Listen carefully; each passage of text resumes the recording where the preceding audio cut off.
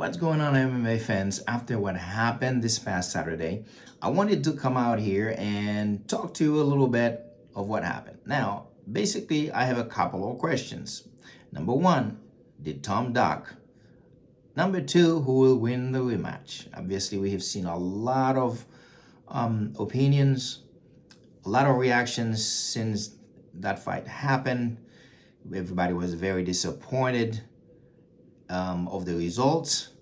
And for some people, Tom Aspinall took the easy way out. For others, he was legitimately unable to continue the fight.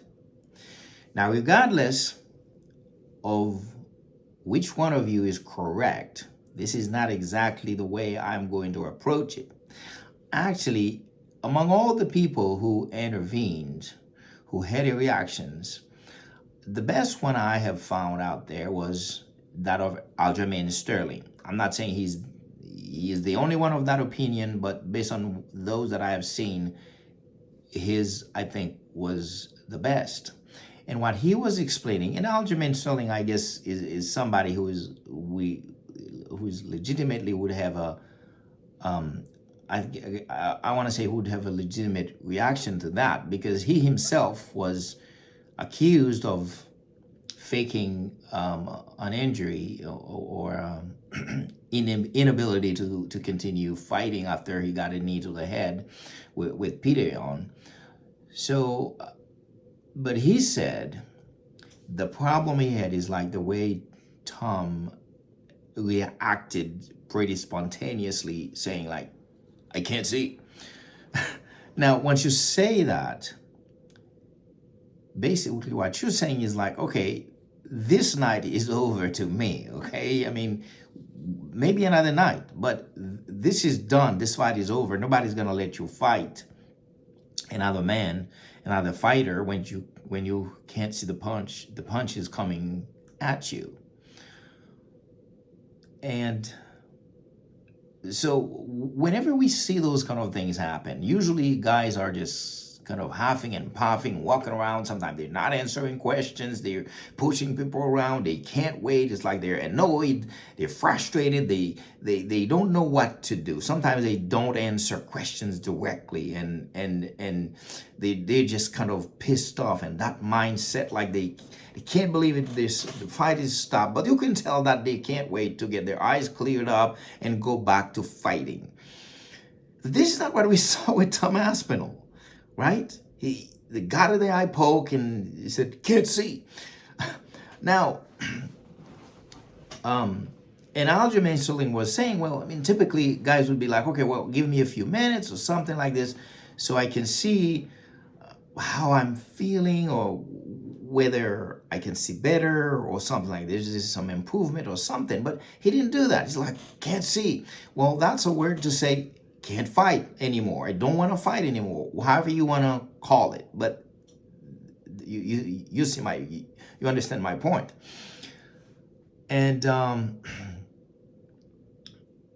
so we got to, I mean, obviously it's hard to say that someone of Tom Aspinall's caliber would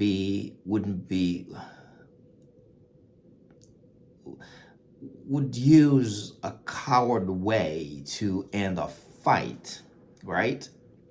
But we are not in a fight. We don't know. The only thing that we know is that we got to look at Tom Aspinall's, since we've seen him in the UFC. He would come in, bam, bam, first few minutes, get the opponent out of there.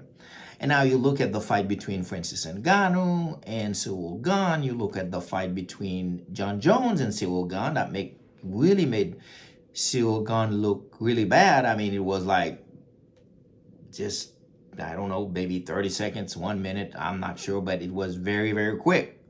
John Jones got him out of there. So it is not impossible for someone like Tom Aspinall, who's got all his opponents out pretty quickly, to really believe that he was gonna get Gane out of there within the first few minutes of the fight. As you can see, he started pretty aggressively, but all of a sudden he was getting his ass handed to him.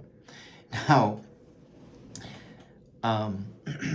is it possible that Tom, whether in the heat of the moment or whether in a very calculated way, realized that that night was not going his way, and the chances of him going home without his belt was increasing by the minute, and kind of make the math, being a smart fighter, and say to himself, hey, take a few booze,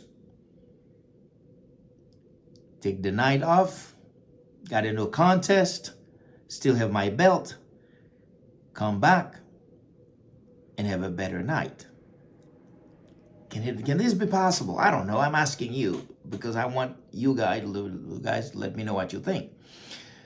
Now, and then so we look at the rematch, and you say, well, who is going to win the rematch? Well, I think however you look at this, in my opinion, this is better for Tom. I kind of feel bad for Cyril, even though he's the one in the wrong because he poked Tom in the eye. However, it looks like there is a high probability that he might win this fight. Cyril Gane is a very good striker. We've seen him, and he was doing really good.